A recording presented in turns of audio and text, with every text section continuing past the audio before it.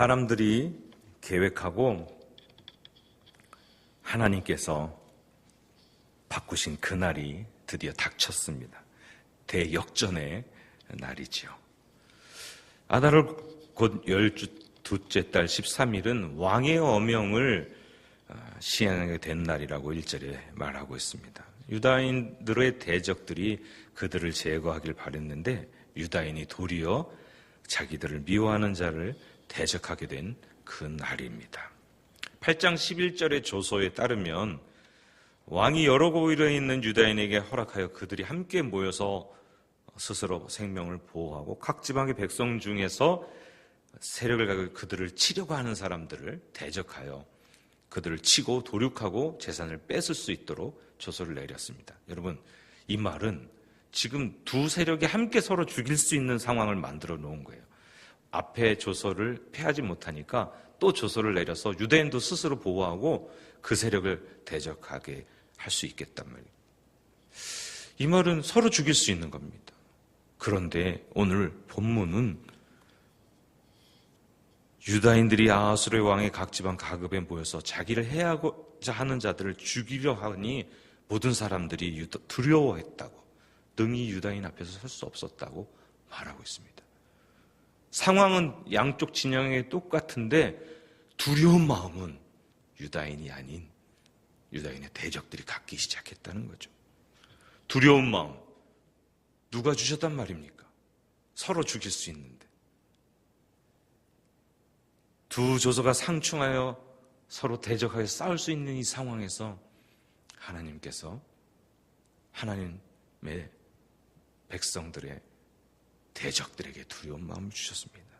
또 유다인의 승리는 이어지는 본문에 각 지방 모든 지방관과 대신들과 총국들과 왕의 사물을 보는 자들이 유다인을 도왔기 때문이라고 말하고 있습니다. 그 이유가 모르드게를 두려워하여서 동일하게 두려운 마음을 갖기 시작합니다.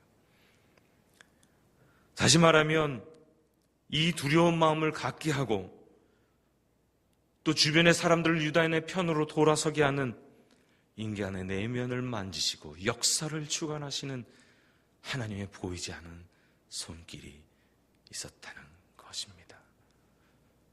하나님의 백성들인 저와 여러분, 여전히 하나님의 도움의 손길이 있으심을 믿으십니까? 아멘. 하나님께서는 보이지 않는 그 손길로 우리를 이끌어가고 계십니다. 이제 하만뿐 아니라 하만의 10아들을 죽입니다. 하만이 정식으로 소개되고 있는데 유다인의 대적이라고 말합니다. 유다인의 대적인 하만이, 그리고 하만의 아들들이 죽게 된다는 것이죠. 하만이 자랑스럽게 여겼던 것들이 이제 다 없어지게 됩니다. 그 자신의 명예, 생명, 지위, 재산, 권력, 그리고 많은 아들들. 5장 11절에 이것들을 자랑스럽게 여겼는데 그것이 하루아침에 완전히 끊어지게 됩니다. 그리고 오늘 본문에 아들들의 이름이 일일이 10명이 다 기록되어 있습니다. 꼭 사망 선고를 문서에다가 하고 있는 것 같습니다. 이들의 죽음은 후환을 피하기 위해서이기도 했을 테고 또 그 당시에 유다인들의 대적은 이렇게 당할 수 있다라고 하는 것을 증명해 보이는 것일 수도 있었겠지만 다분히 아말렉의 진멸을 예언한 모세오경의 전통과 연결되어 있습니다. 민수기 24장 20절에 발람이 발락 왕이 이끌어서 그 산에 올라가서 예언을 하는데 원래 예언은 발락의 요구대로 유다인 이스라엘을 저주하는 예언을 해야 됐어요. 그런데 여러 나라들이 이스라엘 앞에서 무너질 것을 말하는데 거기에 아말렉이 멸망할 것을 예언하고 있습니다. 왜냐고요? 아말렉이 출애굽해서 가나안 땅으로 가는데 이스라엘 백성, 가나안으로 가는 이스라엘 백성 앞에 막아서서 전쟁을 일으켰거든요. 그때 하나님께서 아말렉을 쳐서 진멸하라고 말씀하셨습니다. 그 예언을 발람이 했었고 그 예언의 계속되는 과정이 사울 왕 때 일어났었습니다. 오늘 아각 사람 하만이라고 표현하고 있는데 사울 왕과 아말렉의 후손인 아각 왕이 전쟁을 일으켰습니다. 하나님께서 명령하시기를 아말렉 자손 아각 왕을 완전히 진멸해서 사람이든 육축이든 그들이 가지고 있는 재산이들 완전히 진멸하라고 했는데 사울 왕이 살려주었죠. 그리고 그들의 재산 중에 짐승 중에 좋은 것들을 제사를 드리겠다는 명목으로 남겨두었었습니다. 그런데 이날 에스더와 모르드게 유다인들은 진멸하고 제산에는 손대지 않았음을 보여주고 있습니다. 사울의 실수, 그렇게 함으로 말미암아 하나님 앞에 버림받았던 사울 왕의 실수를 수정하고 있는 듯한 모습을 보여주고 있습니다. 왕은 에스더에게 다시 그대의 소청이 무엇이냐 하락하겠노라, 그대의 요구가 무엇이냐 또한 시행하겠노라고 묻습니다. 그래서 그녀는 두 가지 요청을 더하죠. 하루 더 수산에 있는 원수들을 대적하도록 치도록 허락해달라고, 하만의 10아들을 그 시체를 나무에 높이 달도록 해달라는 것입니다. 어떻게 보면 좀 잔인해 볼 수 있는 이것은 유다인들을 해하려고 하는 자들의 말로가 어떤지 보여주고 다시는 이러한 일이 일어나지 않도록 하는 효과를 노린 것 같습니다. 그렇게 해서 14일에도 유다인들이 모여서 300명을 수산에서 도륙하고 전국적으로는 7만 5천 명을 도륙했다는 통계를 보여주고 있습니다. 이것이 불임일의 시작이 되는 것입니다. 불임절의 시작이 되는 것입니다. 모르드게가 이 일을 기록하고 각 지방에 보내서 대적에게서 벗어나 평안함이 된 이날, 슬픔이 변하여 기쁨이 된 날, 애통이 변하여 길한 날이 된 이날을 기념하도록 했습니다. 여러분, 이 일의 진행 과정에서 보면 아주 중요한 키가 하나 있는데 그것은 왕이 조서를 내려다 왕의 명령에 의해서 이렇게 됐다라고 계속 말하는 것 같이 보입니다. 꼭 바사왕이 유다인의 보호자처럼 보이는 것입니다. 그런데 믿음의 눈을 가진 사람은 그렇지 않다는 걸 알 수 있습니다. 왜냐하면 왕은 주변의 신하들의 이야기에 솔깃해서 왕후도 폐위하고 또 새로운 왕후도 받아들이고 하만의 이야기에 또 귀가 쏠려서 유다인 다 질멸하게도 만들었고 그런 귀가 얇은 사람이었습니다. 그리고 자기 의지대로 나라를 제국을 통치하는 듯해 보이지만 여러 사람에게 조정당할 수 있었던 사람입니다. 이 왕이 유다인에게 처음부터 관심을 가졌던 것도 아닙니다. 그들을 구원할 의도가 있었던 것도 아닙니다. 형식적으로 문서상에 그렇게 된 것으로 보인 거죠. 이 부분에는 에스더와 모르드게의 이름이 조서에는 언급되지 않습니다.